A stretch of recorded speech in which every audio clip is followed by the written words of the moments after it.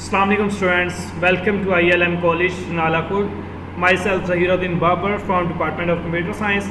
आज का lecture number 34 में जो क्वेश्चन हम कवर करेंगे वो ये है, describe different methods for data transmission. Exam में इस तरह क्वेश्चन पूछा जाता है या फिर explain asynchronous and synchronous transmission. Okay students, ये क्वेश्चन बहुत ज़्यादा इंपॉर्टेंट है स्टूडेंट्स, एग्जाम में बहुत दफ़ा ये क्वेश्चन पूछा जा चुका है, तो आप स्टूडेंट्स ने अच्छे तरीके से इस क्वेश्चन को समझना है। चलें स्टार्ट करते हैं कि explain synchronous and asynchronous transmission. सबसे पहले देखते हैं डेफिनेशन, सिंक्रोनियस ट्रांसमिशन की डेफिनेशन चेक करते हैं। Okay students, in synchronous transmission data flow in full duplex mode in the form of block और फ्रेम्स।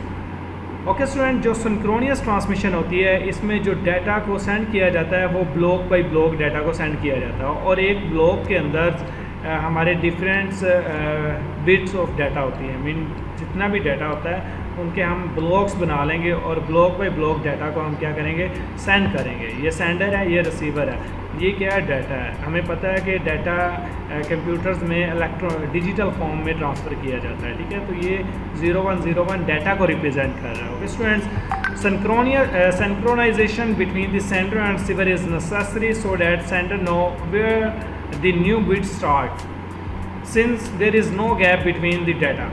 देखिए स्टूडेंट्स, जो हमारे पास सिंक्रोनियस ट्रांसमिशन टेक्निक है इसमें डाटा को ब्लॉक बाय ब्लॉक सेंड किया जाता है और इसमें ब्लॉक्स के दरमियान गैप नहीं होता, ठीक है स्टूडेंट। ये दो चीज़ें आपने याद रखनी है। ये देखें, ये एक ब्लॉक है, ये एक ब्लॉक है, इनके दरमियान कोई गैप नहीं है, ठीक है स्टूडेंट्स। लेकिन इसमें एक टेक्निक यूज़ की जाती है, इसमें हम टाइम स्लॉट डिवाइड करते हैं। मीन इस टाइम में ये ब्लॉक ट्रांसफ़र हो रहा, इसके बाद ये ब्लॉक हो रहा। मीन सपोज फर्ज करें 5 सेकंड, ये फर्स्ट ब्लॉक 5 सेकंड में ट्रांसफ़र होगा, तो उसके बाद नेक्स्ट 5 सेकंड में दूसरा ब्लॉक ट्रांसफ़र होगा, नेक्स्ट 5 सेकंड में तीसरा ब्लॉक ट्रांसफ़र होगा। इसी तरह सेंडर को भी पता है कि मैंने डाटा को किस तरह ट्रांसमिट करना है और रिसीवर को भी पता है कि मुझे डाटा किस तरह रिसीव होना है, ठीक है स्टूडेंट्स। ये 3 चीज़ें आपने याद रखनी है। Synchronous transmission is efficient, reliable and is used for transferring a large amount of data. इसमें large amount of data को transfer किया जाता है।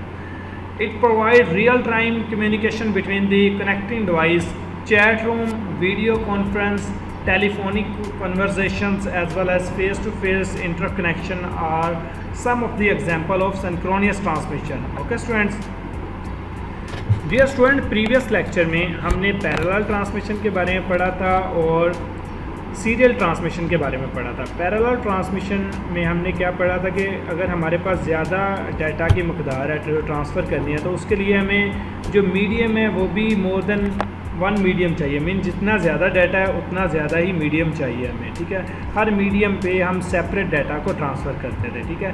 लेकिन सीरियल ट्रांसमिशन में क्या थी कि हम बाय यूजिंग सिंगल मीडिया के ऊपर डाटा को ट्रांसफ़र कर रहे थे, ठीक है। और जो सीरियल ट्रांसमिशन है इसकी फर्दर सीरियल ट्रांसमिशन को यूज़ करते हुए हम इसमें डाटा को ट्रांसफ़र करेंगे। वो टेक्निक्स हैं सिंक्रोनियस ट्रांसमिशन की या फिर एसिंक्रोनियस ट्रांसमिशन की, ठीक है। ये सिंक्रोनियस और एसिंक्रोनियस ट्रांसमिशन ये सीरियल ट्रांसमिशन ही की टाइप है, ये आपने याद रखना है, ठीक है स्टूडेंट्स। लेकिन इसमें डिफरेंस क्या है वो आपको मैं बता देता हूँ कि मीन सिंक्रोनियस में क्या होता है और एसिंक्रोनियस में क्या होता है। आपने ये याद रखना है कि सिंक्रोनियस ट्रांसमिशन में जो डाटा को वो ब्लॉक बाय ब्लॉक सेंड किया जाएगा और ब्लॉक्स के दरमियान कोई गैप नहीं होता, ठीक है। और इन्हें हम एक फ़िक्स टाइम स्लॉट प्रोवाइड कर देते हैं। मीन 5 सेकंड के बाद नेक्स्ट ब्लॉक आ जाएगा, 5 सेकंड के बाद नेक्स्ट ब्लॉक आ जाएगा। इसी तरह सेंडर और रिसीवर को पता है कि एक ब्लॉक ने कितना टाइम लेना है सेंड और रिसीव होने के दरमियान। ओके स्टूडेंट, ये 3 चीज़ें आपने लाजमी याद रखनी है। नेक्स्ट है एसिंक्रोनियस ट्रांसमिशन क्या होता है। In asynchronous transmission data flow in half duplex mode. Mean half duplex mode हमने पढ़ा है कि क्या होता है कि जिसमें at a time data send होगा और नेक्स्ट टाइम में डाटा क्या होगा, रिसीव होगा। मीन डाटा सेंड और रिसीव दोनों हो रहे हैं लेकिन एट अ सेम टाइम नहीं होंगे, डिफरेंट टाइम पे होते हैं। 1 बाइट और a character at a time.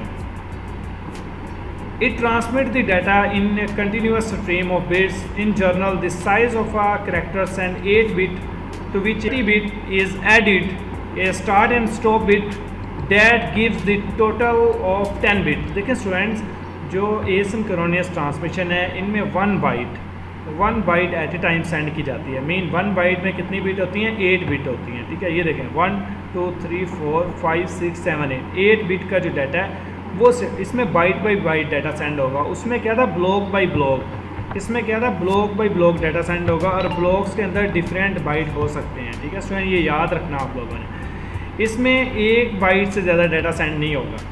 उसमें क्या था? टाइम हम क्लॉक यूज़ करते हैं, टाइम स्लॉट यूज़ करते हैं। इसमें हम क्या यूज़ करते हैं? स्टार्ट बिट यूज़ करते हैं और स्टॉप बिट यूज़ करते हैं। मीन सेंडर ने जब डाटा सेंड करना है तो डाटा के साथ हम 2 एडिशनल जो बिट हैं वो यूज़ करेंगे, वो स्टार्ट बिट और स्टॉप बिट होती हैं। ओके स्टूडेंट्स, सपोज ये मैंने डाटा सेंड करना है तो ज़ीरो क्या आइडेंटिफाई कर रहा है कि ये स्टार्ट बिट है। मीन जब रिसीवर के पास ज़ीरो आएगा तो वो अपने आप को रेडी कर लेगा कि मेरे पास डाटा आने वाला है, अब मुझे रेडी होना चाहिए। जब वो लास्ट में 1 आएगा तो जब 8 बिट पूरी हो जाएंगी उसे पता चल जाएगा, 0 आएगा तो वो समझ जाएगा डाटा आ रहा है। उसके बाद वो डाटा को काउंट करना शुरू कर देगा। जब 8 बिट पूरी हो जाएंगी तो वो समझ जाएगा कि ठीक है डाटा का 1 बाइट पूरा हो गया है। अब उसके बाद क्या आएगा? 1 आ जाएगा। 1 क्या आइडेंटिफाई करता है कि स्टॉप बिट है। मीन अब आपका ये एक लफ्ज़ जो एक वर्ड है वो कंप्लीट हो गया है। ठीक है, 1 बाइट कंप्लीट हो गया। अब इसके बाद क्या है? नेक्स्ट आएगा। अब आपने एक चीज़ और नोट की है, इन दो मीन एसिंक्रोनस ट्रांसमिशन में डाटा के दरमियान गैप होता है और ये जो गैप होता है ये डिफ़ाइन नहीं होता। मीन कभी कम गैप होता है, कभी ज़्यादा गैप होता है। इसीलिए जो एसिंक्रोनस ट्रांसमिशन है ये ज़्यादा एफिशिएंट नहीं है। हमने पढ़ा है कि ये कंटिन्यूअस है, इसमें डाटा कंटिन्यूअस सेंड किया जाता है, सेंड एंड रिसीव किया जाता है। देखें कोई गैप नहीं है, लेकिन इसमें क्या है? डाटा के दरमियान गैप है। अब डाटा के दरमियान गैप आ जाएगा तो रिसीवर को कब पता चलेगा कि कब डाटा सेंड होगा, कब रिसीव होगा? तो उसकी आइडेंटिफिकेशन के लिए ये 0 और 1 बिट हम यूज़ करते हैं। 0 आइडेंटिफाई करता है कि डाटा आ रहा है और 1 आइडेंटिफाई करता है कि डाटा अब ख़त्म हो गया है। ठीक है स्टूडेंट, ये आपने चीज़ें याद रखनी है। अब ये 8 बिट है, 8 बिट के साथ 2 एडिशनल बिट लगा के ये टोटल बिट कितनी बन जाती है? 10। इसलिए ये लिखा हुआ है टोटल 10 बिट है। ठीक है, it does not require a clock. इसमें क्लॉक की ज़रूरत नहीं होती, जबकि इसमें सिंक्रोनियस ट्रांसमिशन में हम एक क्लॉक यूज़ करते हैं, टाइम स्लॉट यूज़ करते हैं। हम हर एक ब्लॉक को स्पेसिफिक टाइम देते हैं। इसमें क्या है कि क्लॉक यूज़ नहीं हो रही। इसमें क्लॉक नहीं होती तो फिर क्या यूज़ हो रहा है? स्टार्ट और स्टॉप बिट यूज़ हो रही है। Rather than it use the parity bit to tell the receiver how to interpret the data. These parity bit are known as start and stop bit which control the transfer of data. इस तरह हम data को control करते हैं। Students, ये था हमारे पास synchronous transmission क्या होता है और एसिंक्रोनियस ट्रांसमिशन क्या होता है। अभी तक हमने जो पढ़ा है वो है सिंक्रोनियस ट्रांसमिशन में बाइट बाई करैक्टर डाटा को क्या करते हैं? ट्रांसफ़र करते हैं और इन करैक्टर्स के दरमियान डिफरेंट गैप होता है और गैप होने के साथ इसमें हम स्टार्ट और स्टॉप बिट यूज़ करते हैं। ठीक है, एसिंक्रोनियस के अंदर। जबकि सिंक्रोनियस ट्रांसमिशन में जो डाटा है वो ब्लॉक बाई ब्लॉक ट्रांसफ़र होगा और ब्लॉक्स के दरमियान कोई गैप नहीं होता। इसमें स्टार्ट और स्टॉप बिट यूज़ नहीं करेंगे। इसमें हम क्या यूज़ करेंगे? क्लॉक यूज़ करेंगे। क्लॉक का मतलब क्या है कि हर ब्लॉक को एक स्पेसिफिक टाइम दे दिया गया है। ओके स्टूडेंट्स, तो अब इन दोनों में सबसे एफिशिएंट कौन सी है? वो सिंक्रोनियस ट्रांसमिशन है। ये लार्ज अमाउंट ऑफ डाटा को देखें ट्रांसफ़र कर रहा है और ये क्या है? ये बिट वाइज बिट डाटा को ट्रांसफ़र करता है। अब देखें हमारे पास बिट नहीं है तो फिर क्या होगा? हमारी जो पाथ है वो आइडल होगा। तो ये इसमें ड्रॉबैक है एसिंक्रोनस ट्रांसमिशन के। अब हम इसका डिफरेंस पढ़ लेते हैं, मज़ीद हमें क्लियर हो जाएगा। In synchronous transmission data is transferred in the form of frame की सूरत में, ब्लॉक की सूरत में। In other hand asynchronous transmission data is transmit 1 byte at a time. देखिए ये 1 बाइट एट अ टाइम क्या हो रहा है? सेंड हो रहा है। Synchronous transmissions require a clock signal between the sender and receiver so as to inform the receiver about the new byte. जो हमारी सिंक्रोनियस है इसमें हम क्या यूज़ करते हैं? क्लॉक यूज़ करते हैं, जो हमें बताता है कि 5 सेकंड के बाद नेक्स्ट आ रहा है block. In contrast, in synchronous transmission, sender and receiver does not require a clock signal as the data sent here as a parity bit attached to which indicate the start or a new bit। ठीक है, ये देखें, ये इसे बोलते हैं parity bit. ठीक है, पैरिटी बिट का काम क्या है कि रिसीवर को बताता है कि डाटा आ रहा है या डाटा स्टॉप हो रहा है। ठीक है स्टूडेंट्स, ये आपने याद रखना है। Data transfer rate of synchronous transmission is slower and the synchronous. Asynchronous की जो डाटा ट्रांसमिशन रेट है वो सिंक्रोनियस से कम होता है। उसकी रीज़न क्या है, इसमें ब्लॉक बाई ब्लॉक हो रहा है और इसमें बाइट बाई बाइट और इस बाइट्स के दरमियान गैप होता है। ये देखें गैप है, और उसमें क्या है, कंटिन्यूस डाटा सेंड हो रहा है। Asynchronous transmission is simple and economical whereas synchronous transmission is complex and expensive.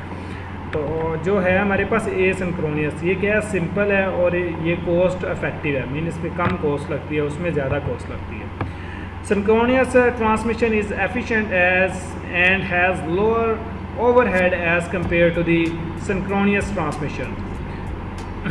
In asynchronous data transfer, the line is kept at a stable value if no data is transferred through the line.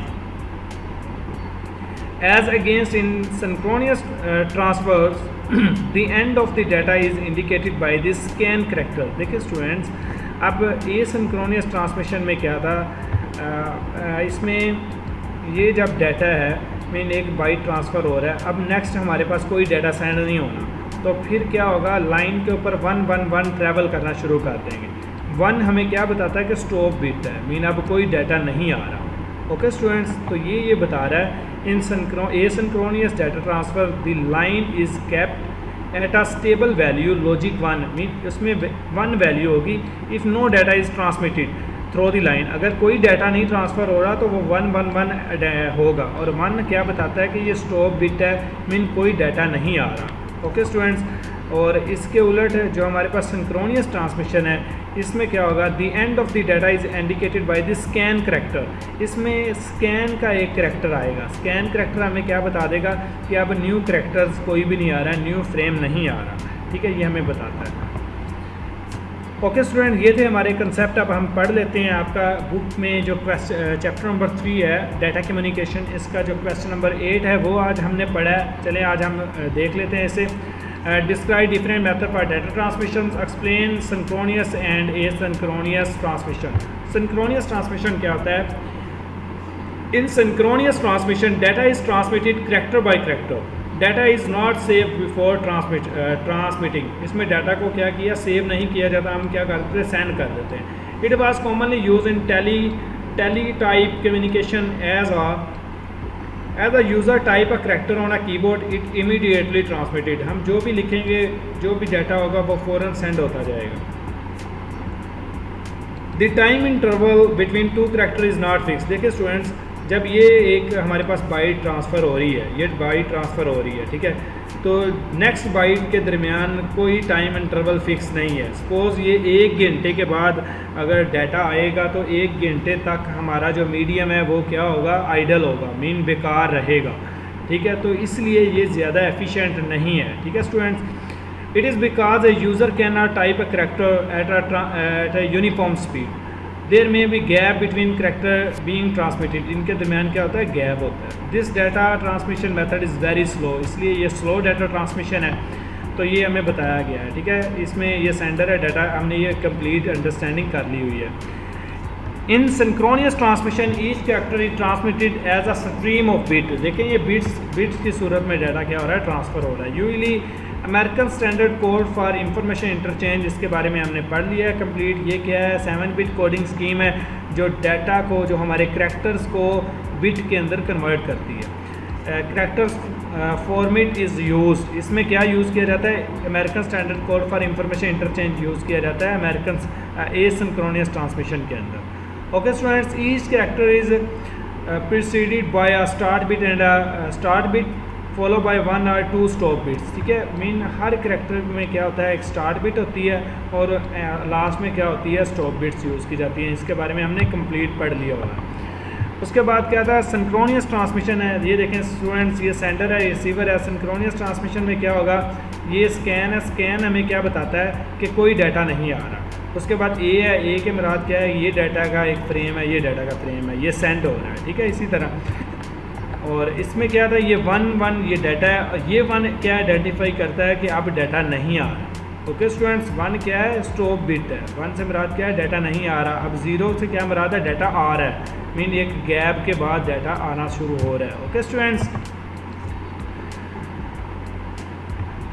in synchronous transmission data is transmitted block by block or word by words. Each block may contain several byte of data। ठीक है, हर block में क्या होता है, different bytes हो सकती हैं, mean more than 1 bytes हो सकती हैं। The time interval between 2 characters is same in this method. Data is save before transmitting. No start and stop bit is use.